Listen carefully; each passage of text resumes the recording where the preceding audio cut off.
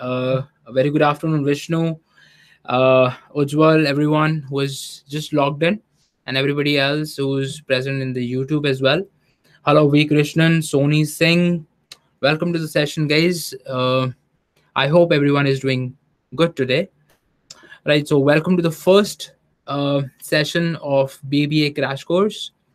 Right, in this session, we'll be basically revolving around our discussion will be revolving around basically the quantitative aptitude, right, the mathematics part of BBA.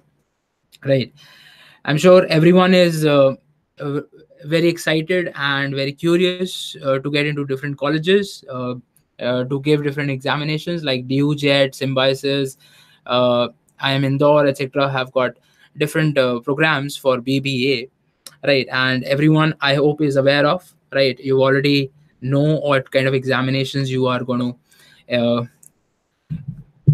get into, and finally what you will be doing, right? Because after all, the end game should be there in your mind always, right? So I believe everyone will be a future big shot managers, right? So I wish you all the best, right, in terms of that.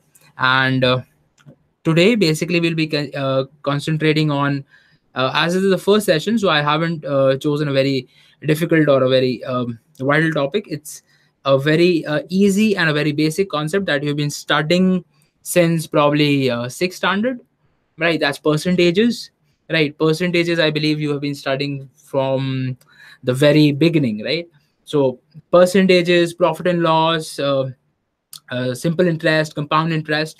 This is what we'll be discussing basically, right? And I'll give you a brief idea, right, about the percentages, the questions you can expect, and how to solve them, right? And then we'll basically solve questions today, right?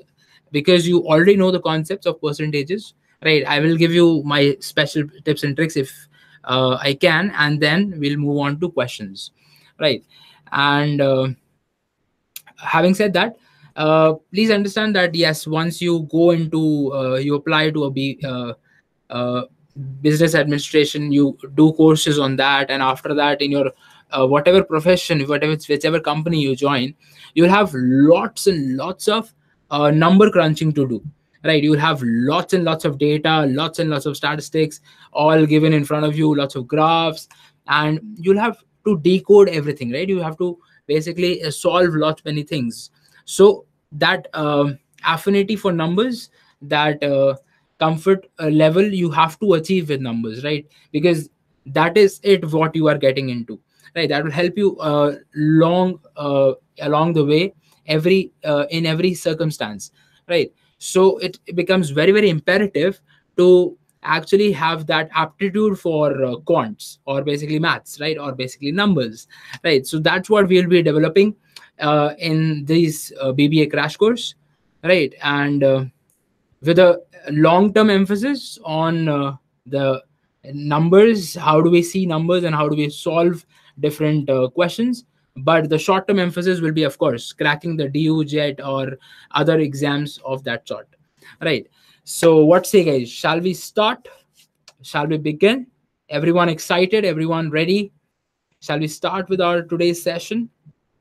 All right, so Vishnu is all set. All right, so is Ujwal and Sony Singh. Nice name, Sony Singh and V. Krishnan. All right, so let's start with our session then. Right, I'll straight away go into the very concept of percentages, right? And that's basically that. Let's say the GDP of a country is, let's say, 100 crores, right? It's given that the GDP of a country is 100 crores, and that country is very doing pretty well. It's going at a 10% annual increase, right? There's a 10% annual increase in the GDP, right, year after year. So what will be the next GDP, or the GDP that can be predicted for the next year, right? That's what we are after, right? For example, 100 crore is the GDP, 10% is the annual percentage change or the increase, right? And now you are expected to find out in the next a financial year what will be the GDP, what is the expected GDP, right? So what will that be? that will be 110, right? How do you solve that basically?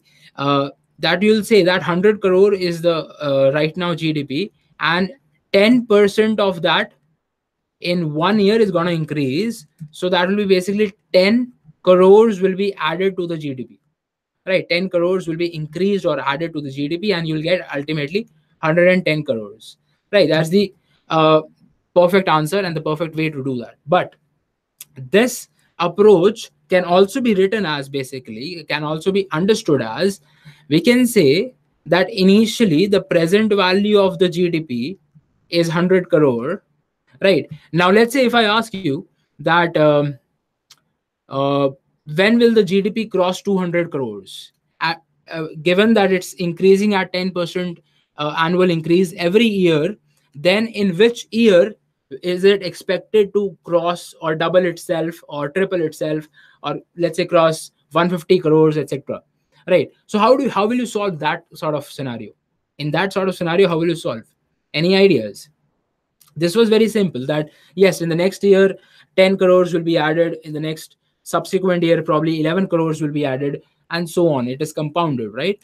Now if I say that when will it get doubled or when will it get tripled, what I want to do is, in that scenario, is that 100 crore is our base value or our current value, right? And I want you to basically do this 100 plus x by 100 and the number of years. We are not worried about that, right? What is 100 plus x by 100 is that, let's assume right now the present value is 100, right? And it is increasing at an x% increase. X% is the increase, right? X% change. So what will you do? You will say x by 100, right? You will be basically adding that, right? X%, you'll be adding that. So I can say over here that, let's just talk about this as probably 1 for now, right? So this is what we are after, that anything that, let's say, is present value is p, 1 plus x by 100 raised to the power n, right? This will give us the net change or the net value after n years of a quantity which is having the present worth as p, which is increasing at the percent at x%, right, per annum or per year, right? This is what will give us basically the percentage uh, increase, given that it is increasing at x% over the years after n years, right? So this sort of scenario you should be aware of, right? Because usually the questions will be centered around this, right? You will not get basically calculate 10% of 100, etc., like that. So let's look at a first question and let's try to solve this very quickly, right? Please remember, in examinations like BBA, etc., you are expected to write minimum, right? You students usually ask me that how do we solve quickly, how do we should I learn Vedic maths, etc., and all that. See, the point is not that to learn Vedic maths and to minimize or to basically solve using the standard methods. The idea or the uh, what the examiner wants you to do is do almost all the calculations in your mind and write minimum on your as your practice column, right? In the practice column, write minimum, right? Avoid calculations. The trick to do calculations faster is avoid calculations. So having said that, let's look at this question. A number is mistakenly divided by 10 instead of being multiplied by 10. What is the percentage change in the result due to this mistake? So we've got a number which has been mistakenly divided by 10 instead of multiplying by 10. Now you got to find out the percentage change due to this mistake. Before we move on doing this question, I just want to highlight percentage change. That is always the final value minus the initial value by, not the final value, but the initial value into 100. Because it is percentage, so multiplying by 100, and the change is always calculated by the initial value and final value minus initial value, right? This is something that you can note down probably. So a number is mistakenly divided by 10 instead of multiplying by 10. What is the percentage in the result due to this mistake? uh, you can assume the number to be x or y, z, a, 100, etc., right? And then proceed further, right? uh, what I want you guys to do is think objectively. You don't want to lift your pen, you just have to solve.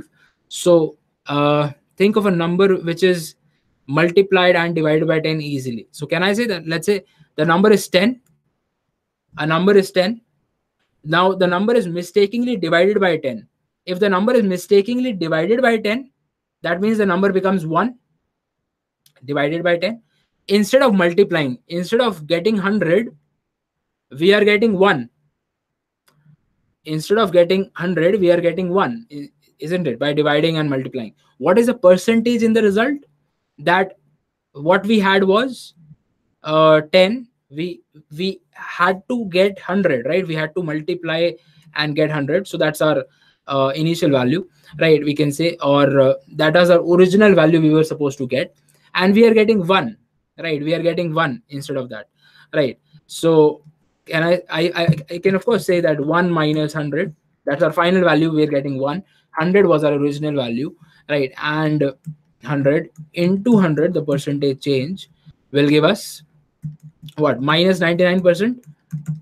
That's basically minus 99. Minus sign signifies that the number is getting reduced, right? Instead, originally the number was 100, now we are getting 1, right? So number is getting reduced, that's why the negative sign is there, right? But of course your answer will be C, 99%. Why?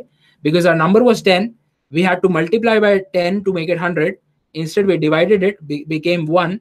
So what is the percentage from 1 to 100? That's 99% change, right? I guess this one's clear, this question. Everyone, I guess, is pretty clear with this sort of question. Easy question to start with, right? Let's move on to our next question. Look at this one. A furniture showroom allows 10% discount on the marked price of each item. What price must be marked on a dining table that costs rupees 675 so as to make a profit of 20%? So this is a standard profit and loss question, right? Involving marked price, selling price, cost price, profit percentage, etc. So CP is given, the cost price is 675. We want to make a profit of 20%. And in doing so, we also want to give a 10% discount to our customers. Right. So how do you approach such kind of question? Always start from the cost price, right? Cost price is our initial value from which the question is revolving, right? That a profit of 20%. So over here, you need to have in your back of the mind, what is 20% in fraction? 20% in fraction is 20 by 100, that's 1 by 5, right? So 1/5 portion, we want to take it as a profit of the cost price, right? Of the cost price, we want to take 1/5 of the portion as profit. So 675, that's our cost price. 1/5 of that we want as profit, because 20% of that we want a profit. So 1/5 of 675 would be 135, right? So 135 rupees is the profit we intend to make on this cost price. So what should be our selling price? Our selling price should be 135 plus 675, and that's how much? 135 plus 675 is 810, right? 125 plus 10, 810 is supposedly our selling price. I hope everyone is following till now. That 675 was our cost price. We wanted to make a 20% profit. So 1/5 of that is our profit. That's 135. Selling price becomes 810. Now look at the first statement.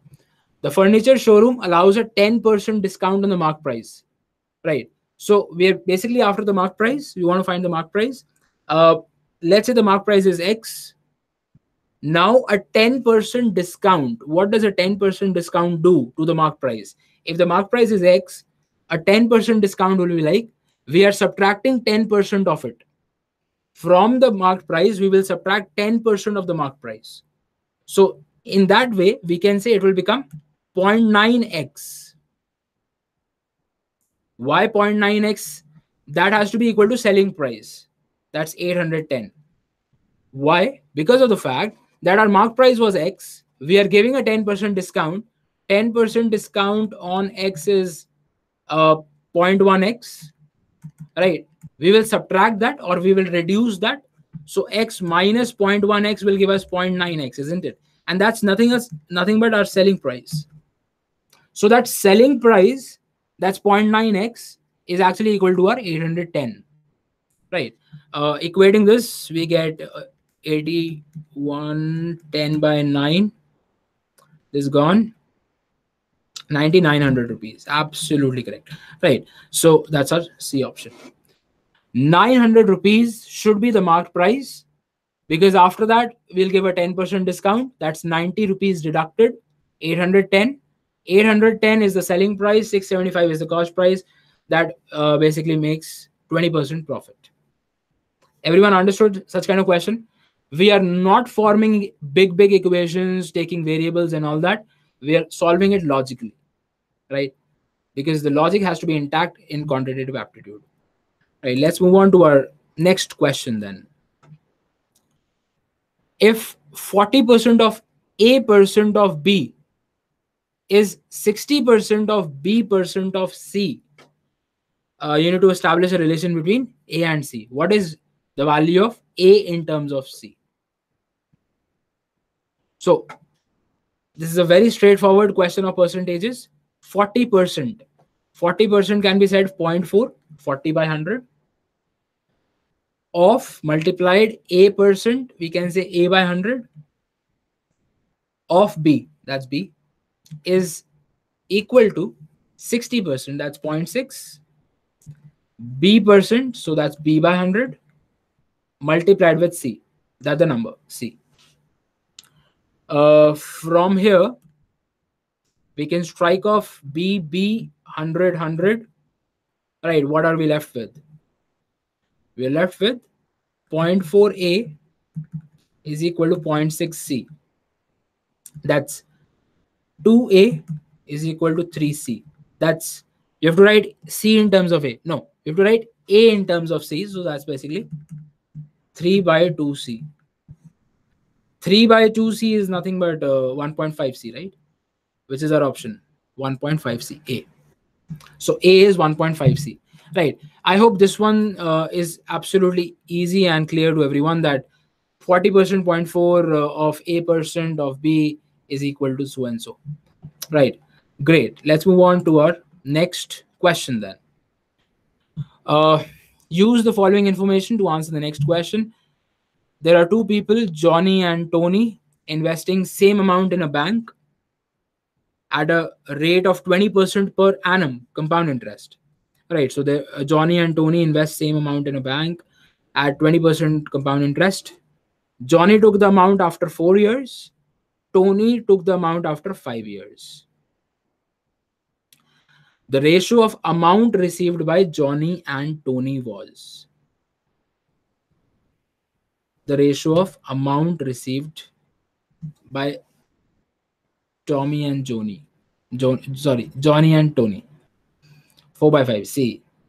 How, Vishnu? How did you arrive at that? Can I apply the formula directly? 1 plus 20 by 100 raised to the power 4 into some same interest. This is for 4 years is Johnny. So Johnny is getting this much amount. P into 1 plus 20 by 100 raised to the power 4. Johnny is getting this. Can I say this? And Tony is getting, let's say the principal is P, right? 1 plus 20 by 100 raised to the power 5, because Tony is withdrawing after 5 years. Tony is withdrawing after 5 years. That's the amount that Tony will get. and this is the amount that Johnny will get, isn't it? Let's say the amount that they're investing is P, and then 1 plus 20 by 100. I'm applying the formula of compound interest, right? Amount is equal to P 1 plus R by 100 raised to the power n, where R is a rate of interest per annum and n is the number of years it is compounded for. So just take the ratios. P cancels. This is raised to the power 4. This is raised to the power 5.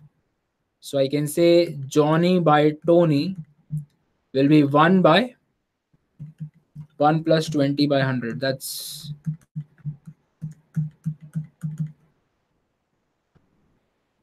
120 by 100, or I can say 100 by 120. 100 by 120 is 5, and this is 6. So the ratio is 5 by 6, A option. Getting this, Vishnu? I guess you did some slight mistake. This Johnny and this Tony ratio is 5:6. One is withdrawing after 4 years, one is withdrawing after 5 years. I hope this is clear enough. Let's move on to our next question. In what time period will an amount become 1331 by 100 by 1000 times the original sum? In what time period will an amount become 1.331, the original sum, when the rate of interest is 10% per annum compounded annually? It cannot get easier than this.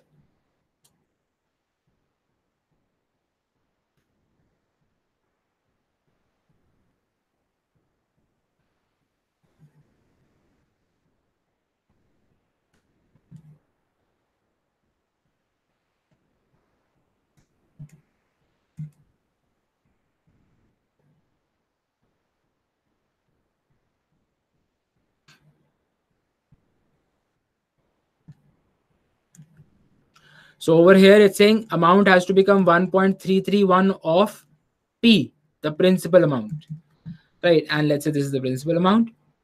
1 plus 10 by 100 raised to the power n, because time period is what we are after, right? So, of course, first of all, we can strike off the P. 1.331 is equal to, I can say this is 1.1 raised to the power n. And you are supposed to know this. You are supposed to learn this, in fact, that 1.1 raised to the power 1 is, of course, 1.1. 1.1 square is 1.21. 1.1 cube is 1.331, the given scenario. 1.1 raised to the power 4 is 1.4641, right? And so on, right? So if you have to calculate 1.1 raised to the power 5, that should not take you more than 30 seconds, because that's like multiplying these two guys. You have to multiply 1.21 and 1.331, or in a way you have to multiply 1.2 and 1.3, right? So 12 into 13, that should not take you more than 30 seconds at least. 1.561, right? So over, of course, here our answer is D, right? That 1.1 raised to the power 3 is 1.331. Why I want you guys to remember this is that it's a very, very standard rate of interest asked in lot many questions, right? So 1.1, 1.21, 1.331, already I guess you are aware of. 1.4641, and then after that, the higher powers, that can be written as 1.3 into 1.1 square. So you multiply 1.3 and 1.2 to get a rough idea, rough estimate as to what our exact compounded rate would be. 1.565, something like that. All right, so can I move to the next one now? I hope this one's easy and clear. This one's very simple. Yeah, other way to do the same if you don't know the table of 1.1. Yeah, absolutely. Table of 1.1 or table of 11. All right, try doing this question. Magan's salary is 60% more than Pawan's salary, right?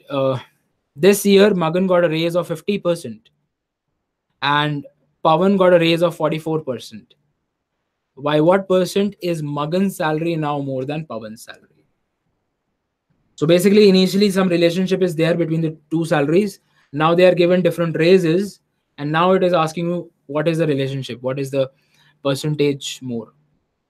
Any other method to solve? Okay, you were asking any other method. Uh, that's basically it, Ujjwal. You have to be comfortable in 1.1 square, 1.1 cube. See, that should not take you more than a minute. I'll go back to that question because you've asked such a doubt. That if you know this, that 1.1, 1.21, 1.31, 1.464. Now, if somebody asks you 1.1 raised to power 5, that will be 1.1 cube into 1.1 square. Right. What is that? That's 1.2 into 1.3. That's 12 into 13. 12 into 13, that's 156. So 1.56. Right. That's how easily you are calculating it. 1.56. If we forget the table of 1.1, in that case, of course, you have the calculator, or you can manually multiply that 11, 11 square, 11 cube is this. There is no other way by which you can do that. With a decent amount of practice, you'll get a hang of it. That 1.1 raised to the power 7, what will it be? 3 and 4. Just multiply 1.3 and 1.4. 13 into 14. That's 1.92. Right. So you know that 1.1 raised to the power 7 is 1.92 roughly. So you get an idea that, okay, looking at the options, this is what is getting. Right. Try doing this question, guys.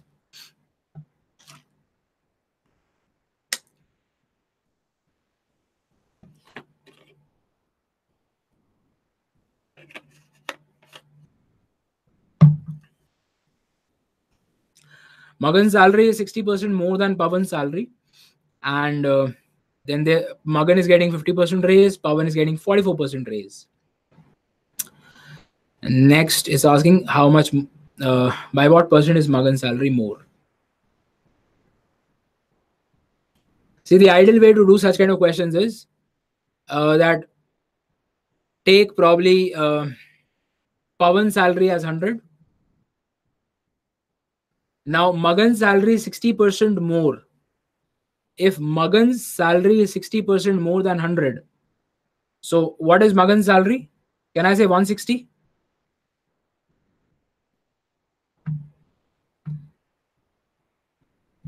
This is Pawan's salary. This is Magan's salary originally. Now, Magan got a raise of 50%. If Magan got a raise of 50%, that means what?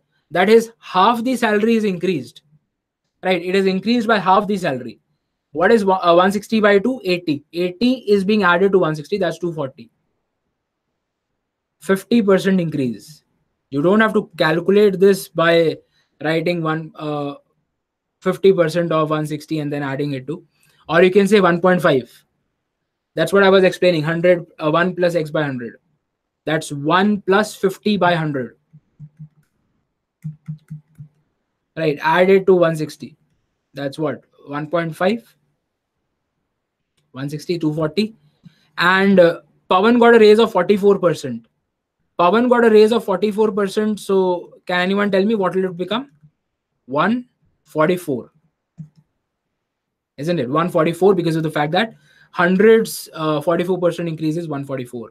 Now you got to establish this. By how much percent is 240 more than 144? What's the difference? 240 minus 144, 96 over 240. Because we are calculating by how much percent is Magan's salary more. So Magan's salary will come in denominator into 100. So this, I guess I can strike off with 10. This I can strike off with 4. This becomes 40%. So Magan's salary is now 40% more than Pawan. Able to get this? This is the easiest and the shortest way to do such kind of questions, by taking Pawan's salary as 100. Right? You could have taken it as X and then dealt with all the equations and variables. That's not something that is suited for, especially for DUJET examinations and all. Right? Let's proceed further to our next question now. If the price of the rice falls by 25%, then how much sugar can be bought now with the same amount that was originally sufficient to buy 30 kgs of rice? Oh, this should not be sugar. We are confusing rice with sugar. This should be how much more rice can be bought. If the price of the rice falls by 25%, then how much more rice can be bought now with the same amount that was originally sufficient to buy 30 kgs of rice?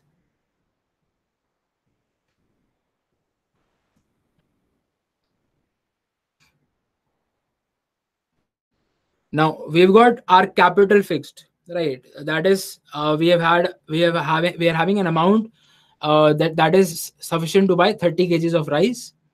Now the price of rice has fallen, so it is asking you how much kilograms of rice we can purchase more. That's what the question is, right? We're having a bulk or a capital fixed that this much amount is there with us. We are able to buy 30 kgs of rice. Now the price of rice has fallen. How much more additional kilograms of rice we can buy? So again, there are plenty of ways to do this question, right? You can take probably the price of the rice original price of rice as 100, right? So in how much, what will be the amount required to buy 30 kilograms? I can say 30 into 100. This is the amount with us. Now the new price will be what? It has decreased by 25% or fallen by 25%. If initially it was 100, it has fallen by 25%, means that it has become 75.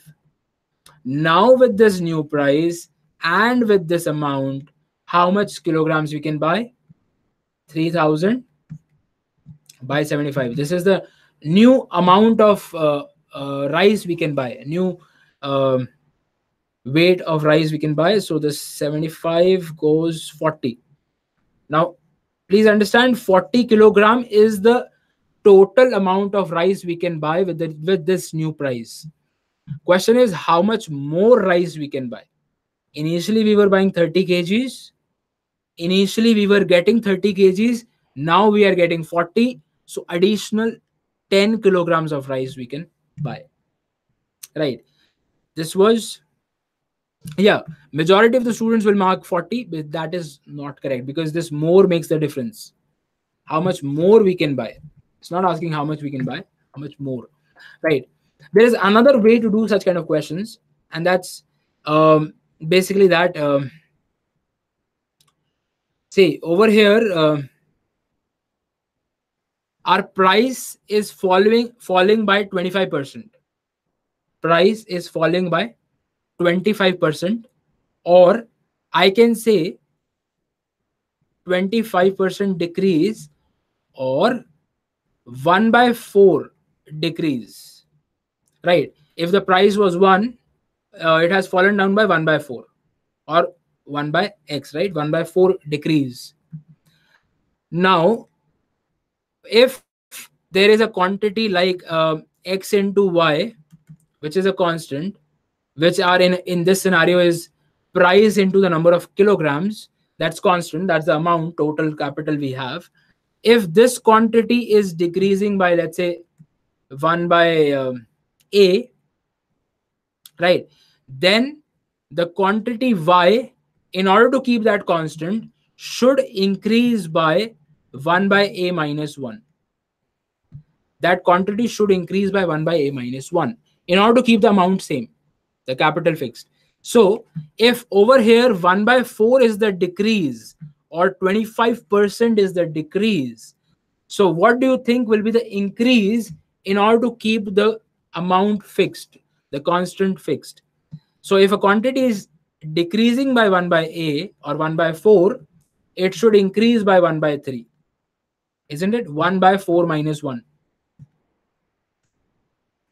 By this much, it should increase. That's 1 by 3. What is 1 by 3 increase? Of 30. Of 30 kgs, 1 by 3 increases 10 kgs. It should increase by 10 kgs. If you know this concept, the question is like a sitter for you, isn't it? 15 seconds you not take. So again, I'll repeat this concept, that if x into y is some constant, right, and let's say x is decreasing by 1 by a, then in order to keep the things same, or in order to keep the right hand side balanced or constant, then y should be increased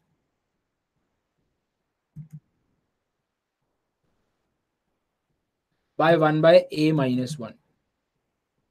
And the vice versa holds. Vice versa, basically, that if a quantity is increased by 1 by a minus 1, it should be decreased by 1 by a.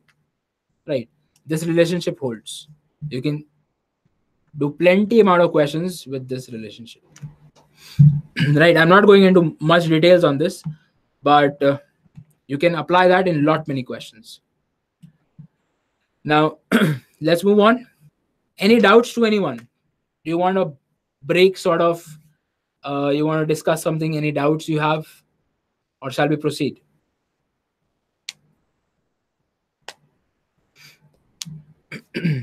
No doubts? To all those people enrolled in the class and on YouTube as well, no doubts? All right, perfect. Let's begin then. Next question. Try evaluating this one. In an examination, Kamal obtained 30% more marks than Raju, but 20% less marks than Abhinav. So there are three people, Kamal, Raju and Abhinav. Kamal obtained 30% more than Raju and 20% less than Abhinav. If Raju obtained 440 marks and if the total marks are 1000, then find the percentage score of Abhinav.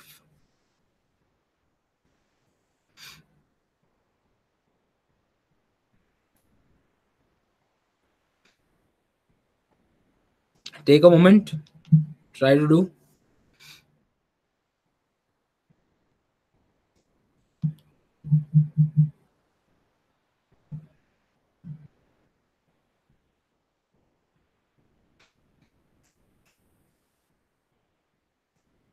So in this scenario, Raju's marks are given, isn't it? Raju obtained 440. Kamal obtains 30% more. Kamal obtains 30% more marks. So remember that formula, 1 plus x by 100 times the value. 1 plus 30 by 100 times 440. That's 1.3 times 440.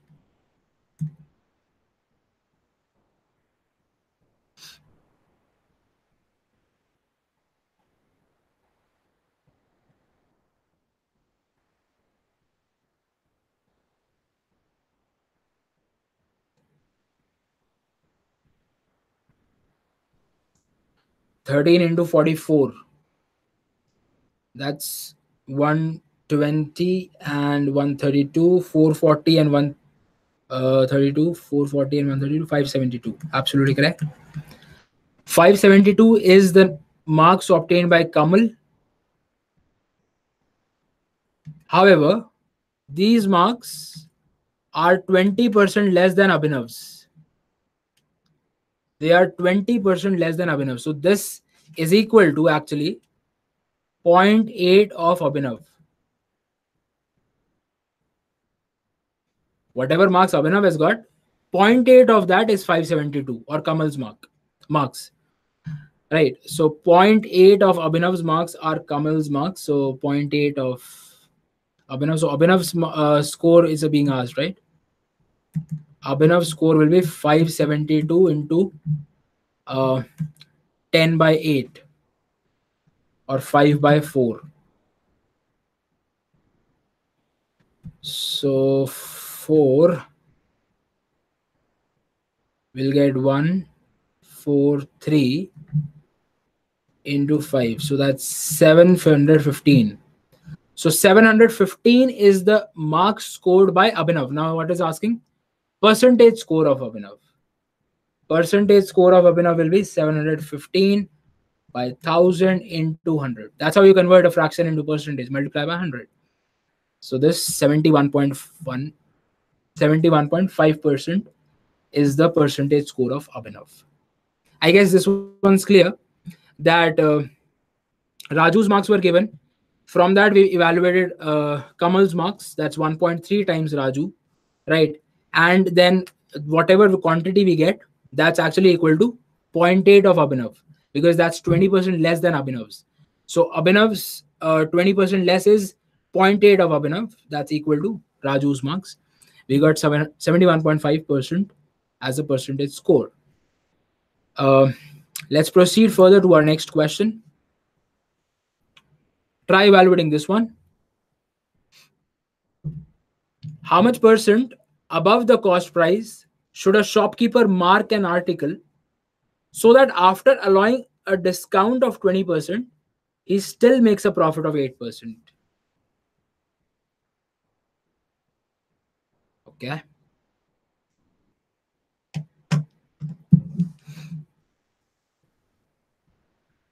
So it's saying that how much percent above the cost price should a shopkeeper mark an article so that after allowing a discount of 20%, he still makes a profit of 8%. He wants a profit of 8% and he wants to give away discount of 20%.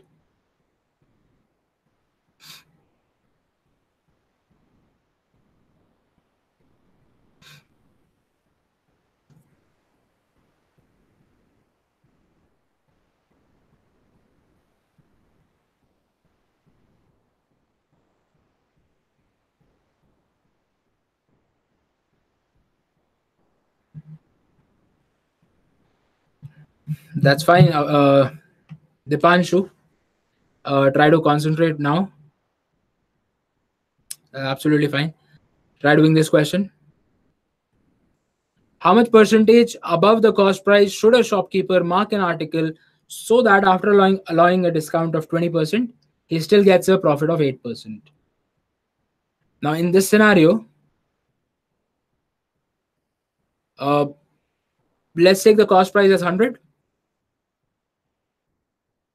Let's take the cost price as 100. We want a profit of 8%. So what should be our selling price? We want a profit of 8% on this cost price. So this makes it selling price should be 108, right? Because 8 rupees is the profit of 8% of cost price, 8% of 100. So 8% of 100 is 8. We get the selling price as 108. Now 108 is after giving the discount of 20% on the marked price. So the marked price after giving a 20% discount is like 0.8 of marked price. Please understand this carefully. That 20% discount we are giving, that means we are 1/5 of the portion we are reducing from the marked price. 1/5 or 0.2 portion we are deducting from the marked price. So what will be left with? 0.8 of marked price. That is supposedly equal to 108 selling price. Because the marked price is, let's say, MP. Now 20% discount, that means 1/5 of the part of the marked price, we are deducting it, we are lessening it. So we'll get 0.8 of MP is 108. From here, MP comes out as 108 times 10 by 8. This is how much?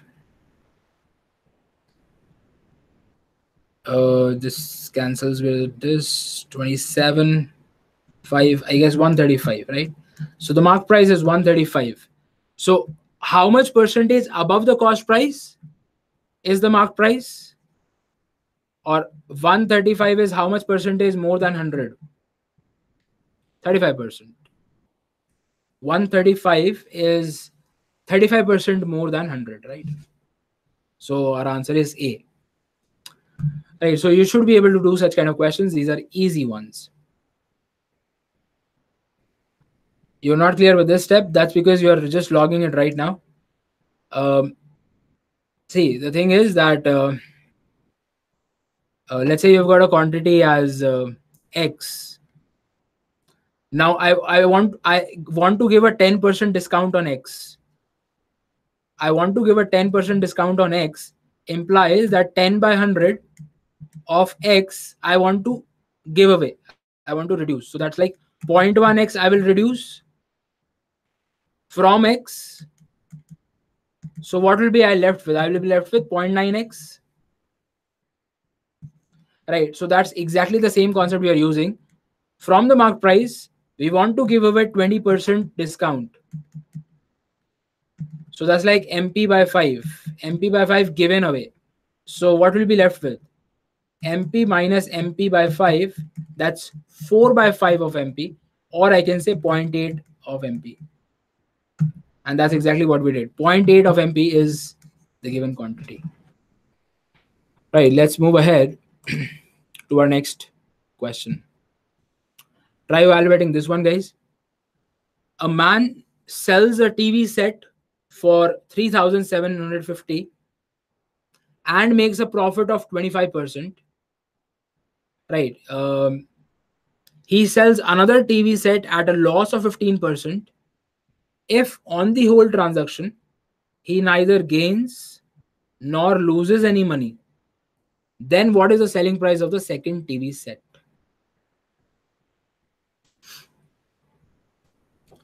See, there are two scenarios happening over here. In one, the person is selling the TV at a profit of 25%. Selling price is given. In another scenario, it's selling at a loss of 15%. However, net it's neutral. We are not gaining, we are not losing anything. Right. So we need to determine the second transaction selling price.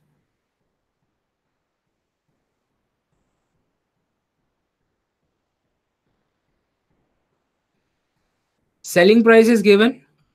Profit percentage is given.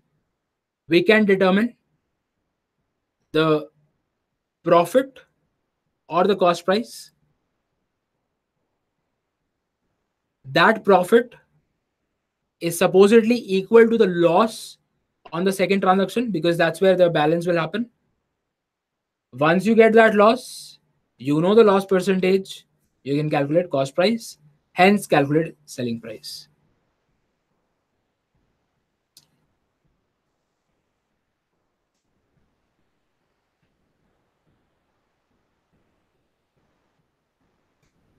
A man sells a TV set for this much and makes a profit of 25%.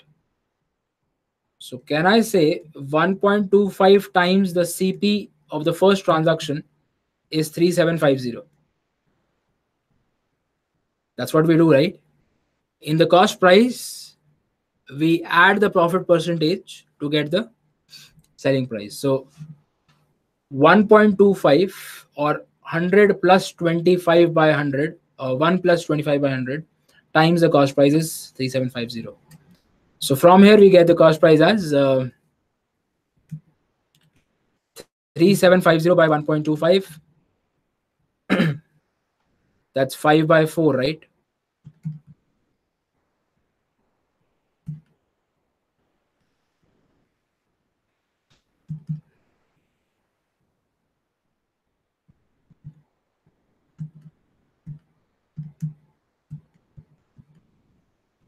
That's 3000. So what will be the profit actually made? Selling price is 3750. 750. 750 is the profit actually made. This is supposedly equal to the loss on the second transaction, on the second TV. So 750 is our loss, right? And if 750 is our loss, 15% is the loss, right? 15% is actually the loss. 750 is the loss, 15% is the loss percentage. We can calculate the selling price.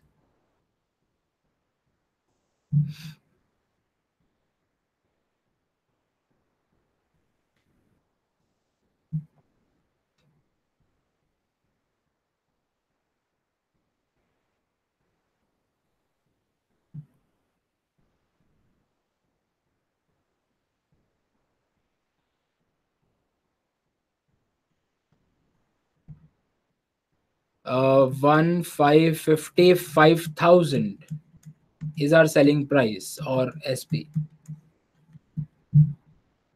Sorry, this is the cost price, because we always calculate loss percentage on the cost price, right?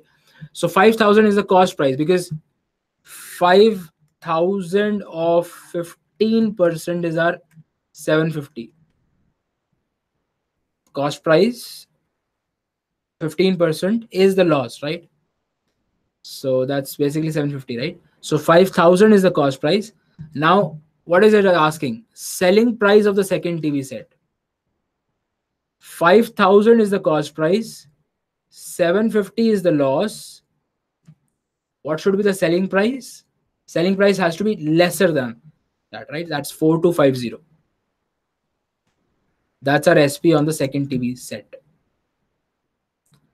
We are buying it for 5000, we are selling it for 4250. Shouldn't CP be 2815 in the second scenario? No. V Krishnan, no. See, um we have a cost price, let's say A, right? We are selling it at a profit of 25%. Let's say we had a cost price of 100 rupees. You buy a watch today of 100 rupees and you sell it to me at a profit of 25%. What will be your selling price? 125, right? 125 will be your selling price. Similarly, selling price is given to you as 3750 and profit is 25%. So can I say that CP 1.25 times is 3750, the SP? What is our formula? That cost price 1 plus profit by 100, profit percentage by 100, is the selling price, isn't it? That's what you might have learned also. So this is 3750. This is 25. So you will get CP as from there 3000, not 2815. Just check your calculations once. Right. I hope this one's clear. Let's move on to our next question now. Try evaluating this one. There are 100 students in a class. The average ages of boys and girls are 14.2 and 13.2 years respectively. If the boys and the girls are combined together, then the average age is 13.6 years. What percentage of students in the class constitutes of boys?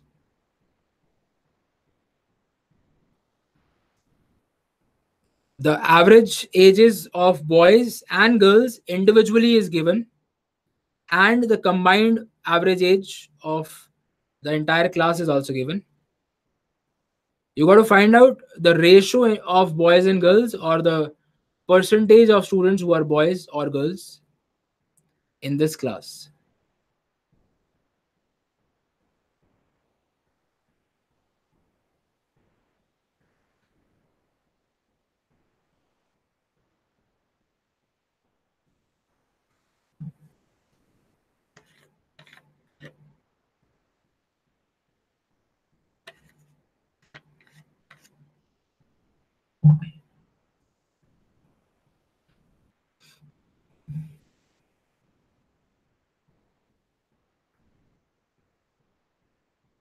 How will you start?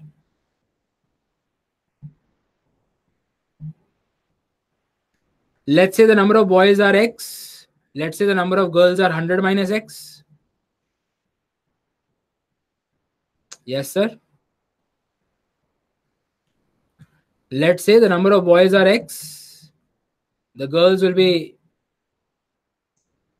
100 minus X. I don't want you to solve this way. This will be absolutely wrong strategy for BBA at least. I'll explain you a concept known as, which comes in mixture and allegations, that if the ratio is given of two quantities, then we can find their average weight, or if their average weight is given, we can find their ratios. Let's see how. Can anyone tell me the average age of boys?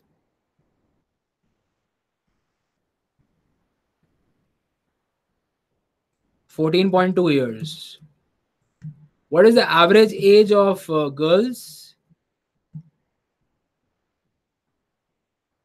13.2 years. What is the average of the total combined? 13.6.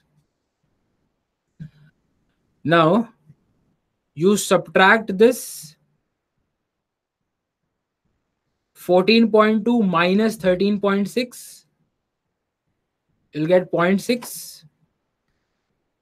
You subtract 13.6 minus 13.2. 13.6 minus 13.2 is 0.4. This is the ratio of boys is to girls. 0.4 is to 0.6, or 4 is to 6, or 2 is to 3, or 4 is to 6, or 40 is to 60. Because there are 100 students, so 40 are boys, 60 are girls. Your answer would be 40% students are boys. B option. I had discussed this concept in earlier session of CA. I'll explain this again. Let's say we are having two numbers, 10 and 20. Right? Let's say these are the averages of average number of chocolates with boys, average number of chocolates with girls. Right? You can have any kind of question framed from them. Now, if their average is 15, then find the ratio of boys and girls. Number of boys is to girls will be what? 15 minus 10, 5. 20 minus 15. 20 minus 15, 5. Because, of course, you'll subtract the higher number. You'll subtract over here this to this. You'll subtract over here this to this. We are not worried about the sign. We're just worried about the actual numbers. So 5 is to 5 means 1 is to 1. So that's what it implies, that 10 plus 20, you take the average of 1 divided by 2, you will get 15. Let's take another scenario in which we again having 10 and 20, but now the average is, let's say, 13.33. Right? So what will be the difference? 3.33. And what will be the difference over here? 6.66. Isn't it? 20 minus 13.33. So that's 2 is to 1. What does this imply? That we are taking 2 times 10 and 1 times 20 divided by 3 is giving us 20 plus 20, 40 by 3. 40 by 3, I hope you can understand that's 13.33. Right? So in this way, I want you to solve these questions, right? That 14.2 is the average of the boys, average of girls is 13.2. The average of the total mixture or the average of the total class is this. Now the ratio of boys and girls can be found out very quickly as 40 is to 60 or 4 is to 6. I hope this question is clear.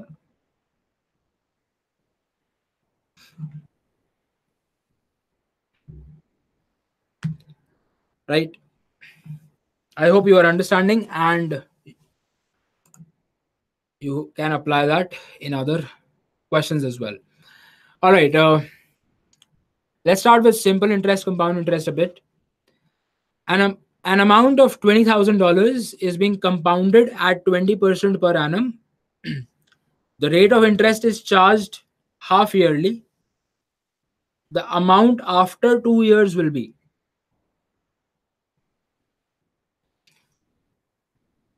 A very simple and a standard question of compound interest. Asking you to calculate amount, principal given, rate given, time given. The condition that is changing is that rate of interest is charged half yearly. Right. Now you understand that in a bank, the rate of interest can be charged annually, or it can be compounded annually, it can be compounded quarterly or half yearly, or it can be even compounded monthly, or it can even be compounded on an everyday basis. Right. So depending on that, the rate or the rate of interest will change. Right. 20% is per annum. Right. Rate of interest will change accordingly. If it is half yearly, it will be divided by 2. If it's um, monthly, it will be divided by 12, and so on. Right. So what happens to the formula is that if this is amount, this is 1 plus r by 100 raised to the power n. I hope everyone's aware of this formula. Now we are actually after how much time period it is being compounded. That's what the r and the n are for. After how much time it is getting compounded or it is getting increased, right? So number of half years in 2 years. The time over here is 2 years, so the number of half years will be 4. Or I can say that the n effective will be 2 times n because it is getting compounded half yearly. And the rate of interest which was per annum will get divided by 2 because we are not worried about the rate of interest for a year but for half year. That will be by 2. For a, let's say if it was compounded monthly, it will be by 12 and so on. Right. So our situation will change accordingly. That is $20,000. 1 plus r by 2 makes it 10. This number of half years makes it 4. So our situation changes to that the amount would be 20,000 1.1 times raised to the power 4. And that's how much? 20,000 into 1.4641. That's roughly close to 29. Okay, we've got options which have got, okay, 282, right? At the end, we have to have a 82, right? So that's A. Not 412 because that will be 206. So that's not coming. Is this clear to everyone? This was a concept that was very, very important. That the rate will get interest rate is 20%, but that is per annum. Interest rate per annum will get divided by the number of the time period it is getting compounded for. That it is compounded for half yearly. If for a year rate of interest is 20%, for half year the rate of interest will be by 2. For monthly, the rate of interest will be by 12. For quarterly, the rate of interest will be by 4. So on. How do we get n effective? N effective is basically the the amount or the number of periods after which the compounding is being done. So after half year the compounding is being done, right? After half year the compounding is being done. So in a 2 year period, how many half years will come, right? I hope that you can understand that 4 half years will be there in a 2 year time period.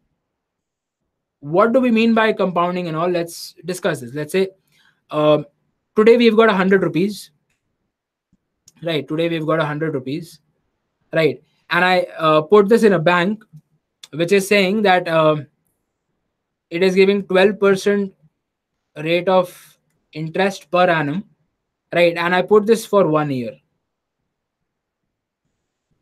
I put this for 1 year.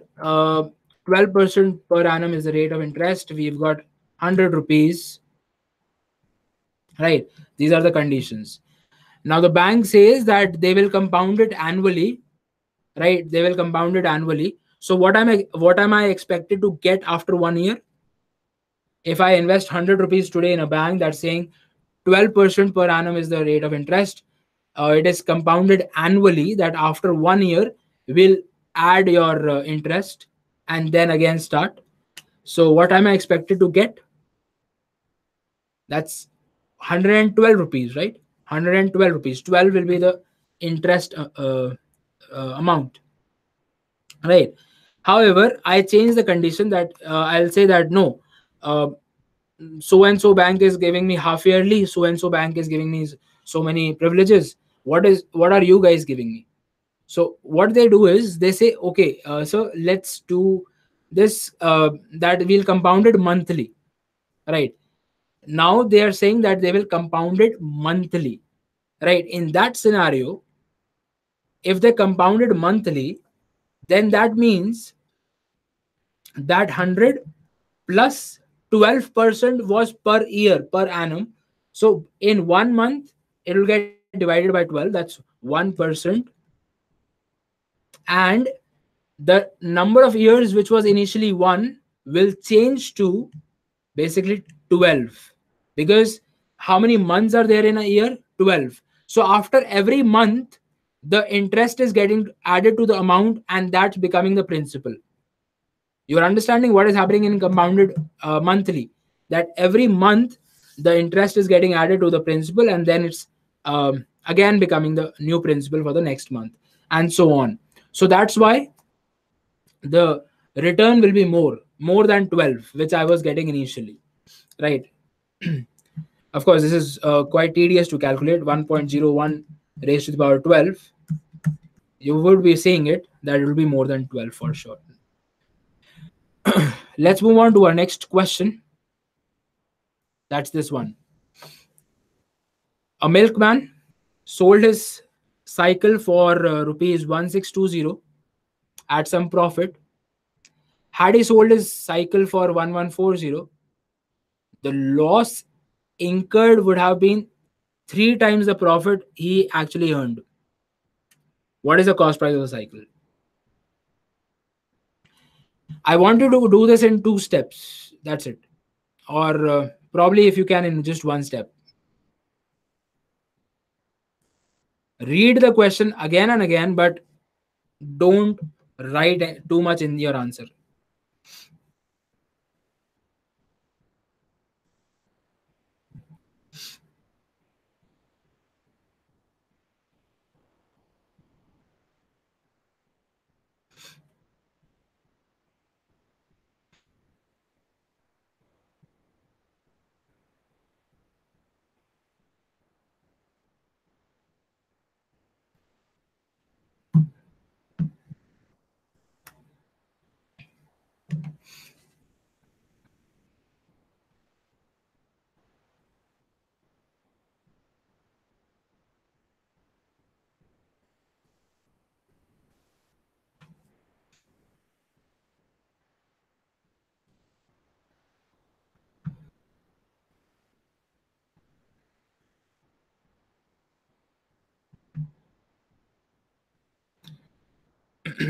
See, a milkman.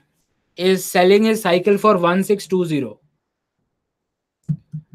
Right. So for 1620, he's selling it. Right. He's getting some profit. Had he sold his bicycle for 1140, so had he sold his bicycle for 1140, the loss incurred would have been three times the profit actually earned. So let's say the cost price is somewhere over here in between. Right. Cost price will be more than the selling price. More than the selling price in the case of loss, and of course less than the selling price in case of profit. If the loss incurred would have been three times the profit, so slightly change this. Let's say the loss is X, the loss incurred would have been three times the profit. Right. So profit would have been what? Let's say this is 3x. So profit will be X. Are you getting this? I haven't. Okay, let me just erase this so that.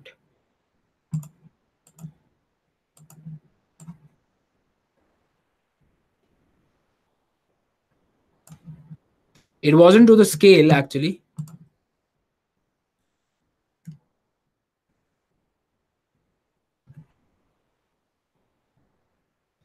Cost price is somewhere over here. So look at this statement. The loss incurred, this will be the loss. CP minus the selling price. The loss incurred would have been three times the profit. Let's say the profit is X. What will be the profit? Profit will be 1620 minus the cost price. This will be the profit because 1620 it is selling at some profit. So 1620 minus CP will be the profit. It's supposedly equal to CP minus 1140. This loss is actually three times this, isn't it? This is our profit and that's our loss. The loss is three times the profit. So can I say simply 1620 minus 1140 is actually 4x, 3x and x added together, because one side the difference is x of the profit and the loss side the difference is 3x, so total 4x. And what's the difference? 1120, that's 480, right?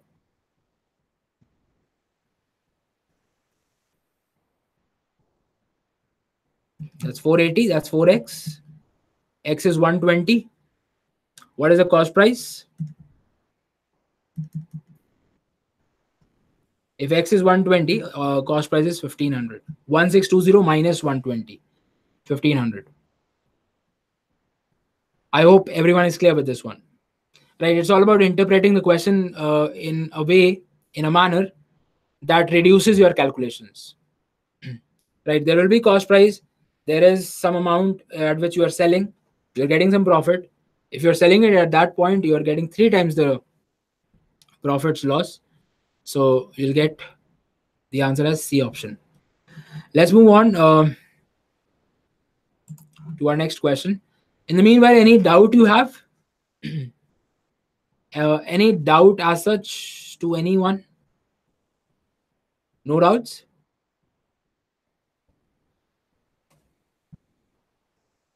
All right. Then try doing this question.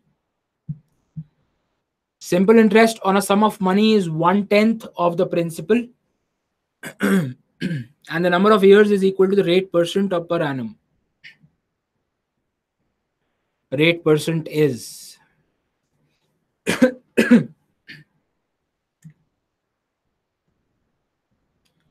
simple interest is equal to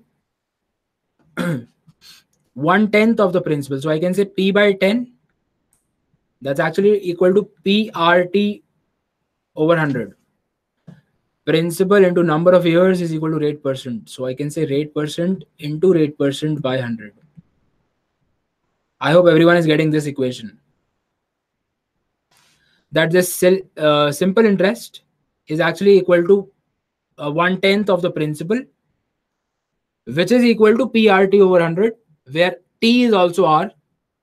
So it becomes this. Now we can strike off the P and the P, the 10 and the 100. We'll be left with R square is equal to 10. R is equal to root 10. That's approximately 3 point something, because that's 9, right? So the rate percentage 3 approximately. You might get questions like this, guys, wherein you have to approximate and choose the best or the most appropriate option. Although the 3, 6, 9, 12, all the 4 options are wrong, but the most appropriate will be 3. I hope you are able to get this equation, guys, that T is equal to R and the simple interest is P by 10 or 1/10 of the principal. So we get R square as 10, R as root 10. That's 3.1 point something. We're not worried about that. We'll straight away mark 3 as the answer and move on. Clear? Let's move on to our next question. This is something that you can do for sure. Okay, probably this will be the last question that we'll solve. If the simple interest on 5,000 for 3 years is 1,500, then what is the compound interest on the same sum at the same rate of interest for 2 years?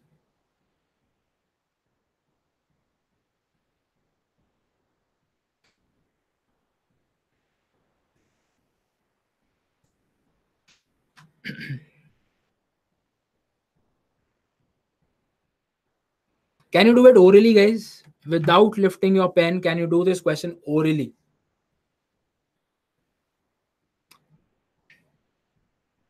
Yes or no?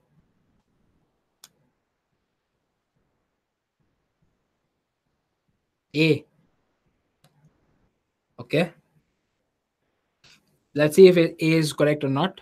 See, the question is saying that the simple interest on 5,000 rupees for 3 years is 1,500 rupees, right?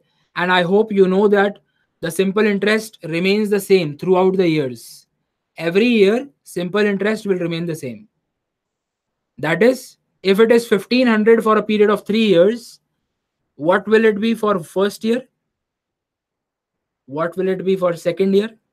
And what will it be for third year? 500? 500 bucks or 500 rupees we will be getting for in the first year as simple interest, in the second year as simple interest, in the third year as simple interest. And I also hope that you know that the simple interest and the compound interest, they are equal in the first year, isn't it? Because the principal, the rate of interest, everything is same.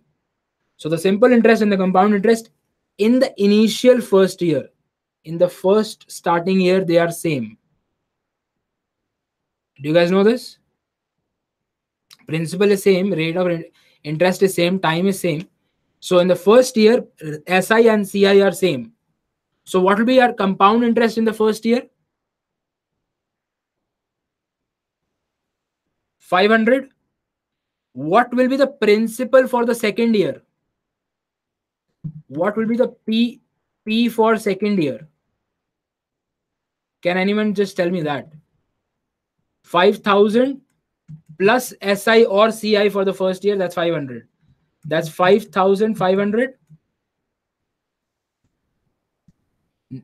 Now 10 now basically the rate of interest is same, right? And that will be actually 10%. This 5,500 is the principal. Interest rate we don't know for 1 year. Interest rate, of course, you can calculate that for 5,000 for 3 years at some rate of return is 1,500. So this gets cancelled, this gets cancelled. With this rate of return is R is 10, right?